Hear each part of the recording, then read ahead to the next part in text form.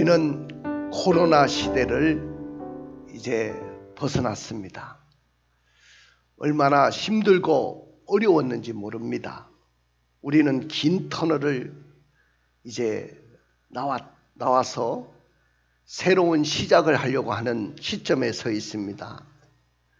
국가적으로도 우리는 코로나 시절에 힘들고 어려운 세월을 보냈고요. 특별히 우리 한국교회는 이 코로나로 인해서 아마 직격탄을 맞았다고 해도 과언이 아닙니다.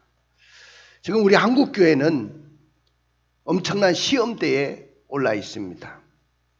이 어려운 시기를 극복하느냐 아니면은 이걸 극복하지 못하느냐, 그런 어려운 상황 속에 있습니다. 특별히 우리 한국은 이번에도 우리 나로호가 발사 성공을 했죠. 몇 번의 실패 경험을 삼아서 결국은 세계 7대 강국이 되는, 우주 강국이 되는 쾌거를 이루었습니다. 또 우리는 3만 불 시대를 벌써 넘어서서 이제는 10대 강국으로 명실상부하게 세계에서 10번째 안에 들어가는 나라로, 앞으로는 G7 안에 들어가는 그런 큰 꿈과 비전을 가지고 우리는 나가고 있습니다. 4차 산업을 통해서 엄청난 사회는 하루를 멀다 하고 변하고 있습니다. 애국에 나가 있던 사람들이 한국에 돌아오면 적응을 못 한답니다. 얼마나 많이 변해 있는지. 1년 사이에도, 아니 한 달 사이에도 이 한국에 살고 있는 사람들은 느끼지 못하지만은 엄청나게 변화된 모습을 보고 있다는 거예요. 중요한 것은 이렇게 잘 살고 최첨단 우주 강국이 되고 4차 산업이 발달하고 그 다음에 우리가 풍요로운 삶을 살게 되면 문제는 뭐냐면은 하나님을 찾지 않는다는 것이죠. 많은 사람들이 예수를 떠나갑니다. 특별히 코로나로 인해서 우리는 예배에 집중하지 못했고 기도 생활에 집중하지 못하고 날마다 성령의 은혜 가운데 살지 못함으로 인해서 지금 그나마 지켜오던 신앙마저도 코로나로 인해서 다 잃어버린 사람들이 얼마나 많은지 모릅니다. 아직도 코로나에 떠났던 사람들이 돌아오지 않고 있습니다. 그나마 나이 드신 분들은 거의 돌아왔지만은 젊은이들은 더 이상 교회에 돌아오지 않고 있습니다. 사랑하는 성도 여러분, 우리는 이제부터 새로운 시작이 일어나야 될 줄로 믿습니다. 할렐루야. 새로운 시작이라는 것이 뭡니까? 영어로는 New Beginning. 새로운 시작이라는 말은 이제까지 해왔던 일들을 변혁시켜가지고 새로운 아이디어와 실행 방안을 세워 행하는 것, 그것이 새로운 시작이라고 말할 수 있을 것입니다.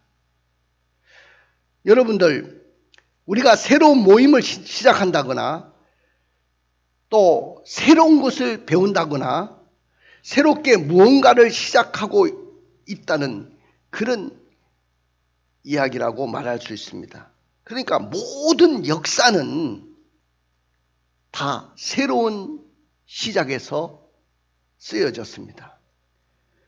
새로운 시작은 있는 것을 통해서 역사하기보다 무에서 유를 창조하는 그런 역사가 새로운 시작인 줄로 믿습니다. 믿으십니까? 그런데 새로운 시작은 거저 주어지지 않는다는 거예요. 여러분들이 다 새로워지기를 원하고 새로운 시작이 우리 교회에 일어나기를 원하는데 그 새로운 시작은 거저 주어지지 않는다는 거예요. 거기에는 눈물이 있어야 되고 무릎이 있어야 되고 땀방울을 흘리는 헌신이 있어야 됩니다. 물론 우리는 개척회 때부터 예배당을 건축하기까지 이 교회를 위해서 눈물 흘리고 무릎을 꿇고 헌신한 분들이 너무 많습니다. 그분들이 없었다면 이 교회는 지금 이렇게 세워져 있지 못할 것입니다. 이제는 우리는 여기에서 우리가 만족하는 것이 아니고 우리 교회는 삼천리 방방곡곡에 복음을 전하는 교회, 다음 세대에게 비전과 꿈을 주는 교회, 그리고 세계 열방에 나가서 복음을 전하는 5대양 6대주의 우리의 선교사들이 나가서 지구촌 구석구석마다 복음이 전해지는 그런 역사가 우리 왕성교회를 통해서 일어나기를 주님의 이름으로 축원을 드립니다. 할렐루야. 많은 젊은이들이 이렇게 남녀가 만나서 서로 처음에는 썸을 타다가 서로 마음이 통하고 서로 프로포즈를 하고 사랑을 고백하는 순간부터 오늘 우리 한번 사귀어보지 않겠느냐고 이렇게 서로 제안이 되면 서로 간에 이런 이야기 합니다. 오늘 우리는 1일이다. 그럽니다. 따라 봅시다. 오늘부터 우리는 1일입니다. 믿습니까? 그 말은 뭐냐면은 새로운 시작입니다. 누구를 만나서 새로운 시작이냐? 성령님과 함께 오늘부터 1일이 될 길을 주의 이름으로 축원을 드립니다. 내가 예수를 믿을 때, 내가 예수를 고백할 때, 그때 성령님이 내 마음속에 오셨어요. 이미 여러분들의 마음속에 성령님이 와 계세요. 근데 이분이 탄식하거나 또 탄식하다 떠나시는 것이 아니고 내 속에서 계속해서 충만해지고 충만히 역사하는 역사가 일어나기를 주의 이름으로 축원을 드립니다. 여러분들, 우리는 지금 4차 산업시대를 살아가고 있어요. 여러분들, 제 1차 산업은 농경사회라고 이야기합니다. 목축업이나 농경사회, 이게 1차 산업이에요. 2차 산업은 산업사회입니다. 공장이 세워지고 기업이 세워지고 이렇게 해서 기술력이 시작되었던 그 산업화 사회를 2차 산업이라고 이야기합니다. 3차 산업은 서비스 산업일 것입니다. 그런데 이 4차 산업 시대에는 인공지능, AI가 지배하는 시대가 될 것입니다. 지금 인공지능이 어느 정도로 발달했냐면은 사람을 능가할 수 있을 정도로 지금 다 와 있습니다. 심지어는 내가 모르는 것 다 가르쳐 줍니다. 이제는 더 이상 사람의 손이 필요하지 않습니다. 그 인공지능이 모든 일들을 다 해낼 것입니다. 그래서 지구상에 없어질 직업들이 그렇게 많이 일어난다는 거죠. 왜냐하면 사람의 손을 빌리지 않아도 인공지능이 모든 일들을 다 할 수 있기 때문에 그렇습니다. 심지어는 전문직조차도 예를 들어서 판검사, 판검사야 사람이 판단해야 되겠지만은 변호사 같은 것도 사실 AI가 다 할 수도 있는 시대가 온다는 거예요. 지금 이제 로봇가 수술도 시작했습니다. 그리고 빅데이터가 우리 시대를 점령하고 있습니다. 드론이 세계 만방에 지배하고 있습니다. 4차 산업시대를 우리는 준비해야 되는데 이 4차 산업시대에 우리가 영적으로 어떻게 살아낼 것인가? 우리는 이제까지 해오던 모든 방법과 태도를 완전히 바꿔야 될 줄로 믿습니다. 옛날에 이건희 회장이 참모들, 임원들을 앉혀놓고 회의를 할 때 그랬다고 하잖아요. 마누라만 바꾸지 말고 다 바꾸라. 바꾸지 않으면 우리 대한민국은, 우리 삼성이라는 기업은 살아남을 수가 없다. 그때 그분이 반도체 산업을 시작한 거예요. 그럼 오늘날 삼성을 지탱하고 있는 것이 바로 그분의 철학에서 나온 거 아닙니까? 사랑하는 성도 여러분, 우리는 오늘부터 새로운 시작이 일어나야 될 줄로 믿습니다.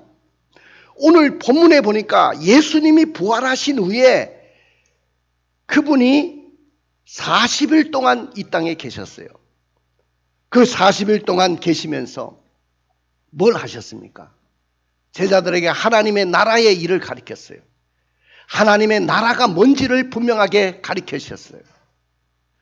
그리고 난 후에 40일 후에 부활 승천하셨는데 하늘로 올라오시기 전에 그 예수님이 뭐라고 하셨냐 하면은 너희들은 예루살렘을 떠나지 말고 아버지의 약속하신 성령을 기다리라. 요한은 물로 세례를 베풀었지만은 너희는 몇 날이 못 되어서 성령으로 세례를 받을 것이니라. 예루살렘을 떠나지 말라고 했어요. 나는 여러분들이 예루살렘을 떠나지 않고 성령을 받아야 될 줄로 믿습니다. 성령이 임하시면 너희가 권능을 받고 예루살렘과 온 유대와 사마리아 땅끝까지 내 증인이 되리라. 할렐루야. 오늘 우리는 다시 오늘부터 성령님과 일이 시작되는데 새로운 시작이 되려고 하면 그 예루살렘을 떠나지 말고 성령을 기다리라고 했던 그 주님의 목소리를 우리가 들어야 될 줄로 믿습니다. 120문도가 예루살렘을 떠나지 않았어요. 그리고 마가의 다락방에 올라갔습니다. 예수님의 제자들과 예수님의 어머니와 따르던 여자들과 그리고 예수님의 육신의 형제들까지도 그 120문도 대열에 참여하고 전혀 기도하고 부흥을 위해서 하나님의 나라를 위해서 성령을 받기 위해서 그들이 기도했어요.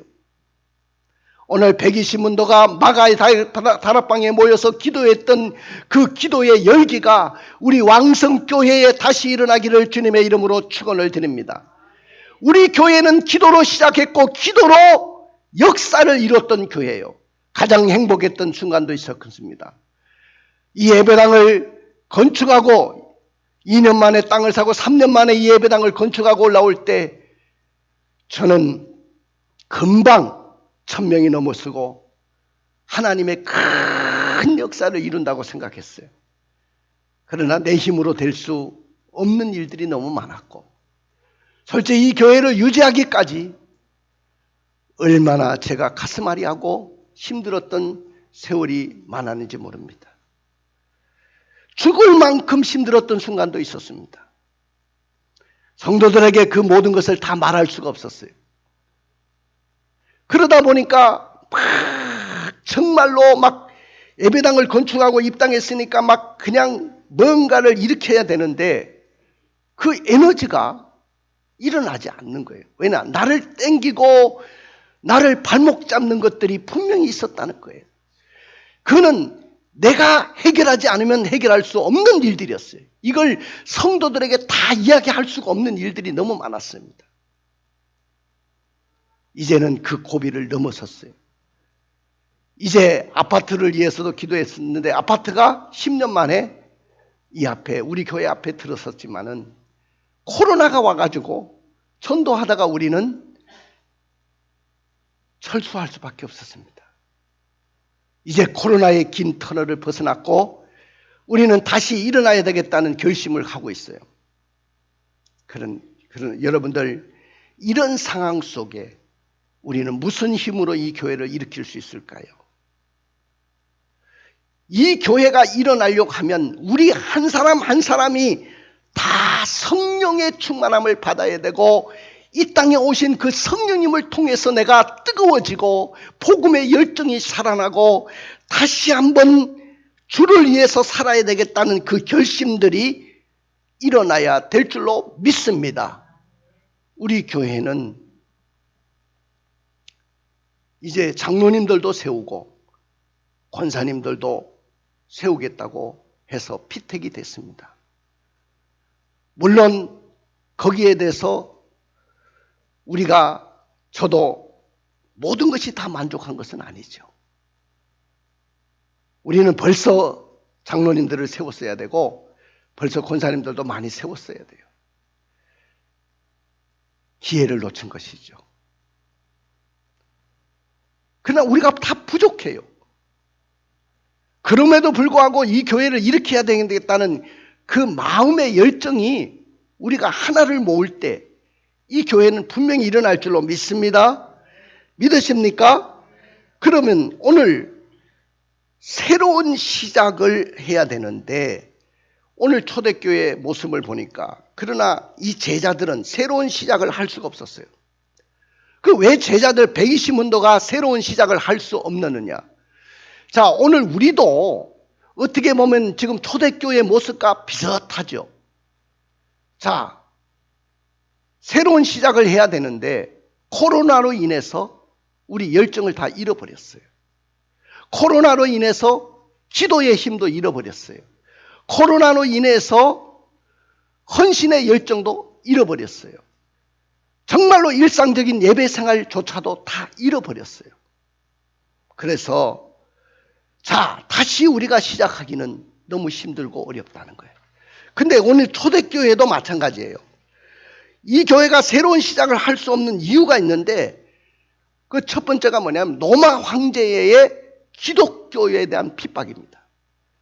여러분들 지금 로마라는 나라가 세계를 지배하고 있었고 그 당시에 이 팔레스타인 땅인 이스라엘도 로마의 수중에 들어가 있어요. 로마의 총독인 빌라도가 와가지고 통치하던 시절이었습니다. 로마는 그냥 그 땅을 지배하기만 한 것이 아니고 많은 물자들을 수탈해 갔고 또한 영적으로는 황제 숭배를 강요했습니다. 살아있는 황제를, 로마의 황제를 신으로 떠받치면서 숭배를 강요했습니다. 그러나 이것은 기독교와 절대로 기독교가 타협할 수는 없는 일이죠. 그래서 기독교의 신앙을 갖고 있는 사람들은 절대로 로마 황제의 무릎을 꿇지 않았습니다.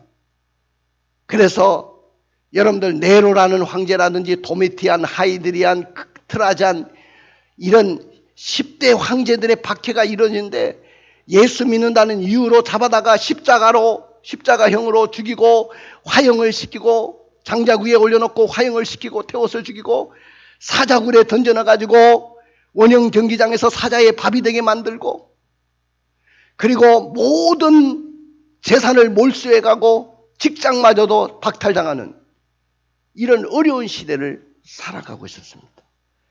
이런 어려운 상황 속에 그들이 새로운 시작을 한다? 엄두도 낼 수가 없었습니다. 너무 두려웠습니다.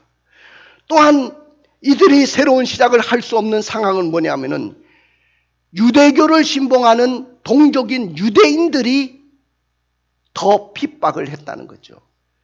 유도교는 그들이 생각할 때 우리는 구약의 전통 율법을 고수하는 세력이라고 생각했어요. 그래서 새로운 세력인 기독교가 나타남으로 인해서 저 기독교는 이단이라고 생각했던 것이죠. 그래서 기독교를 극렬하게 핍박한 세력이 또한 유대인들이었어요. 바울이 가서 복음을 전하는데 유대인들은 어느 곳이든지 다 있었는데 그들이 더 핍박을 하고 더 어려움을 줬던 것을 우리는 봅니다. 이런 상황 속에서 어떻게 새로운 시작을 할 수 있을까요? 그 다음에 예수님께서 이 땅을 떠나시면서 하늘로 그들이 보는 가운데 하늘로 올라가시면서 너희들은 예루살렘을 떠나지 말고 아버지의 약속하신 성령을 기다리라고 약속했고 너희에게 성령이 임하시면 너희가 권능을 받고 예루살렘과 온 유대와 사마리아 땅 끝까지 내 증인이 되리라고 말씀했지만은 아직 하늘의 역사, 성령의 역사, 기적의 역사가 일어나지 않았어요. 약속만 있었던 것이지 아직 일어나지 않았기 때문에 오늘 그들은 새로운 역사를 시작할 수가 없었던 것입니다. 사랑하는 성도 여러분, 오늘부터 우리는 성령님과 일일이 시작될 겁니다. 오늘도 당장 새로운 시작을 선포했지만은 그 시작이 쉽지 않을 거예요. 우리에게도 여러 가지 어려움이 있습니다. 여러분들 항상 우리는 작심삼일이 있어요. 옛날의 습관의 옷을 벗기가 어려워요. 그나마 우리 왕성교회는 엄청나게 변화된 교회예요. 왜냐? 저는 권위적인 것을 탈피한 목사입니다. 여러분들, 권위라는 것은 목사의 그 권위적인 모습에서 나오는 것이 아니고 하나님의 말씀에서 권위가 나오는 것이고 성령의 역사 가운데서 권위가 나오는 줄로 믿습니다. 믿으십니까? 그래서 저는 가운을 던져버렸어요. 구태의연한 어떤 전통에 매이지 않으려고 했습니다. 성령님이 우리 교회 속에 그냥 강하게 역사하기를 저는 모든 것을 다 원하고 열어놨습니다. 우리 교회는 벌써 찬양부터 다르지 않습니까? 우리는 늘 같은 교회, 같은 말씀, 같은 찬양을 보고 듣고 함께 참여하다 보니까 모든 교회가 다 그렇다고 생각을 해요. 그럼 우리 교회로서의 장점들이 너무 많아요. 우리는 그 장점만 살려도 역사가 일어날 수 있는 교회입니다. 믿으십니까? 예수님이 십자가에 달려 죽으셨다가 3일 만에 부활했지만은 40일 동안 함께 계시면서 하나님의 나라를 가리키고 그분이 성천하셨습니다. 이제 예수님이 계시지 않은 그들은 누구와 함께 새로운 시작을 할 수 있단 말입니까? 그들에게는 너무 막막했습니다. 오늘날 많은 교회가 하나님의 영이 떠나가고 예수의 영이신 성령님이 계시지 않고 많은 교회들이 인간들만 모아가지고 종교의식이나 조직화된 프로그램을 가지고 교회를 운영해 나갑니다. 마치 기업을 운영하듯이 어떤 조직사회를 운영하듯이 교회를 그렇게 운영하다 보니까 교회가 생명력을 잃고 능력도 잃고 점점 쇠퇴해 가는 것입니다. 통계 자료에 보니까 우리 기독교가 한때는 1200만까지 떨어졌다가 1000만, 그러다가 지금은 거의 600만, 700만으로 떨어졌는데 그것도 온전한 숫자가 아니에요. 앞으로는 100만 정도로 떨어질 때가 온답니다. 100만. 그 우리나라 5천만 인구에 100만 정도밖에 예수를 믿지 않는다? 거의 예수를 안 믿는 거예요. 거의 이제는 교회를 안 다니는 시대가 올 수도 있다는 것이죠. 지난 시간에 사무엘 목사가 와서 다음 세대는 다른 세대라고 설교를 했는데 그 말이 맞는 거예요. 다음 세대는 분명히 다른 세대가 될 거예요. 우리 부모 세대가 신앙을 물려주지 않았다면 그들은 예수를 모르는 세대가 될 것이고 더 이상 교회의 매력을 느끼지 못하는 것이죠. 왜 꼬리따분하게 교회 가서 예배를 드리고 말씀을 들어야 되느냐는 생각을 갖고 있는 것이 젊은이들의 생각입니다. 여러분들 지금 밀레니엄 세대를 Z세대라고 하죠. MZ세대라고 하죠. 2000년도에 태어난 사람들을 MZ세대라고 합니다. 이 MZ세대는 자기 말을 분명하게 해요. 우리는 상대방을 존중하고 상대방 생각 때문에 상처받을까 말을 하지 않죠. 저도 할 말이 많은 사람인데 여러분들에게 많은 말을 하지 않잖아요. 그리고 여러분들이 잘못했다고 그때마다 나는 책망하지 않잖아요. 물론 책망하면 좋을 것 같아도 시험이 들 수도 있고 상처받을까 못할 때가 많거든요. 근데 MZ세대는 그렇지 않아요. 자기 할 말을 분명하게 하고 자기 요구할 것을 분명하게 요구하는 시대입니다. 그걸 여러분들이 인정할 수 있어야 됩니다. 옛날 우리 어머니 아버지 시대처럼 교회가 시작되고 교회가 운영될 수 있다? 천만의 말씀입니다. 그만큼 어려운 시대를 맞이했어요. 그럼에도 불구하고 우리는 새로운 시대를 맞이해야 되고 새로운 시작이 일어나야 될 줄로 믿습니다. 믿으십니까? 새로운 시작을 선포한 교회는 분명히 일어날 거예요. 그러나 새로운 시작이 일어나지 않는 교회는 아무리 지금 숫자적으로 많이 모인다 할지라도 그건 숫자의 자랑이에요. 생명을 잃어버린 교회는 저는 숫자의 자랑이라고 생각합니다. 옛날 어머니 아버지 시대는 통할 수 있을지 몰라도 MZ세대에는 그것이 통하지 않습니다. 어떤 것으로도 그들의 흥미를 끌 수가 없어요, 교회가. 왜? 세상이 더 재미가 있어요. 자신들을 즐겁게 하는 일들이 너무 많아요. 교회가 오면 숨이 막힐 것 같다고 이야기합니다. 왜? 세상은 그렇지 않은데 교회는 변하지 않으니까요. 자, 오늘 부활하신 주님이 11 제자들에게 초대교회 성도들이 예루살렘을 떠나지 않고 약속하신 성령을 기다리면 성령이 부어지고 사자같이 담대한 군대가 되어서 세상을 정복하는 사람들이 될 것이라고 말씀하시면서 그들이 성령님과 새로운 시작이 일어나기를 간절히 원하고 계십니다. 우리 성령님은 바람 같은 성령님, 불 같은 성령님이에요. 오늘 성령님이 임하실 때 보니까 급하고 호련히 급하고 강한 바람 같은 소리가 그들에게 들렸다고 했습니다. 이 현상이 일어난 거예요. 귀가 열려서 급하고 강한 바람 같은 소리가 그 120문도가 모인 마가의 다락방에 다 들을 정도로 120명이 다 들을 정도로 성령이 임했던 것이죠. 그뿐만이 아닙니다. 눈이 열렸습니다.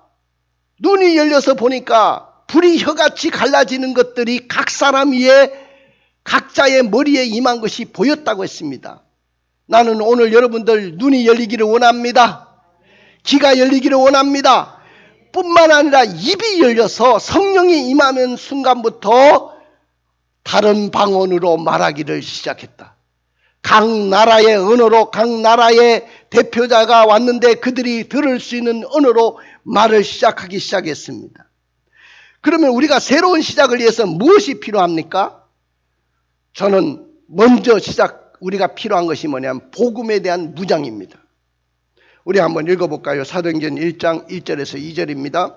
데오빌로여, 내가 먼저 쓴 글에는 무릇 예수께서 행하시며 가르치시기를 시작하신부터 그가 택하신 사도들에게 성령으로 명하시고 승천하신 날까지의 일을 기록하였노라. 여러분들 사도행전을 기록한 사람은 누구죠? 누가입니다. 누가복음은 누가 기록했죠? 누가가 기록했어요. 이 사람은 의사인데 굉장히 지식인이고 고급 헬라어를 쓸 수 있는 사람이었는데 이분이 누가복음을 기록했어요. 그리고 후편으로 사도행전을 기록한 거예요. 누가복음은 복음의 역사를 기록한 거예요. 예수님의 행적을 가리켰는데 오늘 여기 예수님의 사역을 5가지 동사로 정리했습니다. 행하시고 가르치시고 사도들을 택하시고 성령으로 말씀하시고 승천하셨다. 이것이 복음이에요. 예수님의 생애를 분명하게 드러낼 수 있는 것이 복음입니다. 예수님의 십자가와 예수님의 부활을 경험한 사람들이 어떤 사람들이냐? 복음을 아는 사람들이에요. 옛날에는요, 파라처치, 대학 CCC나 대학에 가면 CCC, 또 내비게이트라든지 IMF, 많은 선교단체가 있었어요. 이 사람들이 성경 공부를 하는데 그때 막 복음을 가르치고 예수님의 그 생애를 가르치고 그랬는데 우리 기성교회에서는 그걸 보면서 저거 이단들이 아니야? 그렇게 생각했어요. 근데 기독교가 이제 서울에 있는 사랑의 교회 옥하는 목사님이 시작한 것이 뭐냐면 제자훈련을 시작하면서 복음을 가르쳤어요. 복음의 확신이 분명해야 세상을 정복할 수 있다는 것을 가르쳤어요. 여러분들이 복음이 분명하지 않으면 세상을 정복할 수가 없어요. 오늘부터 새로운 시작을 할 수가 없어. 복음이 뭔지를 알지 못하는 사람들은 절대로 우리는 하나님의 역사를 이뤄낼 수가 없습니다. 우리 한번 읽어볼까요? 마태복음 28장 18절부터 20절입니다. 예수께서 나와 말씀하여 이르시되 하늘과 땅의 모든 권세를 내게 주셨으니 그러므로 너희는 가서 모든 민족을 제자로 삼아 아버지와 아들과 성령의 이름으로 세례를 베풀고 내가 너희에게 분부한 모든 것을 가르쳐 지키게 하라. 볼지어다 내가 세상 끝날까지 너희와 항상 함께 있으리라 하시니라. 예수님이 마지막에 분부하시면서 말씀하시기를 내가 하늘과 땅의 모든 권세를 너에게 주겠다는 거예요. 그러면서 너희는 가서 모든 민족으로 제자를 삼으라. 그 제자를 삼기 위해서 예수의 이름으로 세례를 주고 내가 분부한 모든 것을 가르쳐 지켜라. 내가 분부한 모든 것이 뭐냐면은 바로 복음입니다. 복음이 확실하게 가르쳐야 된다는 거예요. 우리가 지금 공부하는 이유가 뭐냐면은 이 복음에 대한 확신을 여러분들에게 가져야 되기 때문에 그 필요한 거예요. 그 다음에 두 번째는 하나님의 나라의 일이 무엇인지를 알아야 돼요. 자, 사도행전 1장 3절의 말씀을 읽어볼까요? 그가 고난받으신 후에 또한 그들에게 확실한 많은 증거로 친히 살아계심을 나타내사 40일 동안 그들에게 보이시며 하나님 나라의 일을 말씀하시니라. 제자들이 3년 반 동안 누구와 함께 하셨어요? 예수님과 동고동락을 했어요. 예수님을 보았어요. 그 다음에 40일 동안 플러스로 하나님의 나라의 일을 들었어요. 예수님이 이 땅에 오셔서 첫 메시지가 뭐냐면은 회개하라, 하나님의 나라가 가까웠느니라. 그럼 여러분들 하나님의 나라가 뭡니까? 우리 한번 누가복음 8장 1절을 읽어봐요. 누가복음 8장 1절. 그 후에 예수께서 각 성과 마을에 두루 다니시며 하나님의 나라를 선포하시며 그 복음을 전하실세 12제자가 함께하였고. 하나님의 나라는 복음 전파, 전도를 이야기하는 거예요. 교회가 하나님의 나라가 뭔지를 분명하게 모르는 사람들은 복음 전파와 전도를 할 수가 없어요. 자, 지금은 세상의 모든 사람들이 지금 살고 있어요. 예수를 모르는 사람들이 살고 있는데 그들의 심령 속에는 성령님도 없고 예수님도 없기 때문에 하나님의 나라가 그들에게 임하지 않은 거예요. 다 마귀에게 지배를 받고 있는 거야. 세상의 나라라고 하죠. 마귀의 나라라고 하죠. 우리는 그들에게 다가가서 복음을 전함으로 하나님의 나라를 선포하고 하나님의 나라가 그 마음속에 심령 속에 임하도록 하는 일을 해야 된단 말이죠. 이것이 바로 복음입니다. 전도입니다. 그래서 끊임없이 교회는 전도가 일어나야 돼요. 전도할 수 없는 교회는 그건 도태할 수밖에 없어요. 전도가 일어나야 됩니다. 아파트 전도가 일어나고 지역 전도가 일어나고 세계 선교가 일어나는 그런 역사를 이루어야 되는 것입니다. 할렐루야. 그 다음에 아버지의 약속하신 성령을 기다리라고 했어요. 자, 사도행전 1장 4절에서 5절 읽어볼까요? 사도와 함께 모이사 그들에게 분부하여 이르시되 예루살렘을 떠나지 말고 내게서 들은 바 아버지께서 약속하신 것을 기다리라. 요한은 물로 세례를 베풀었으나 너희는 몇 날이 못되어 성령으로 세례를 받으리라 하셨느니라. 너희들은 예루살렘을 떠나지 말으라. 내게 들은 바 아버지께서 약속하신 성령을 기다리라. 요한은 물로 세례를 베풀었지만 너희는 몇 날이 못돼서 성령으로 세례를 받을 것이다. 오늘 마지막 유언이 제자들에게 유언이 뭐냐면은 야 얘들아 돈 많이 벌거라. 돈 많이 벌어야 된다. 그래야 니네들 장래가 있다. 그러지 않았어요. 얘들아 교회는 건물을 크게 지어야 된다. 막 빚을 내서라도 크게 지어라. 엄청나게 크게 지어라. 할 수만 있거든 크게 지어라. 세상 건물보다 더 잘 지어라. 그러지 않았어요. 얘들아 박사학위를 받아야 된다. 박사를 받아야 권위가 있는 거야. 박사 가운을 입고 설교해야 권위가 있는 거야. 그러지 않으셨어요. 우리 예수님은 오직 예루살렘을 떠나지 말고 아버지의 약속하신 성령을 기다리라고 했어요.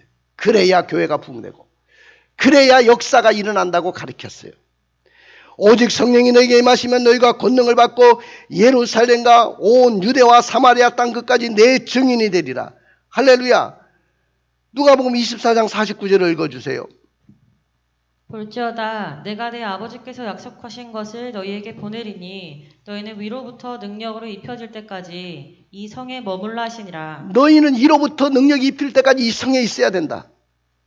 약속하신 성령을 기다리라고 했습니다. 왜 약속하신 성령을 기다려야 되냐면은 성령만이 영혼을 살리고 중생시킬 수 있기 때문에 그렇습니다. 우리 요한복음 3장 5절부터 7절을 읽어볼까요?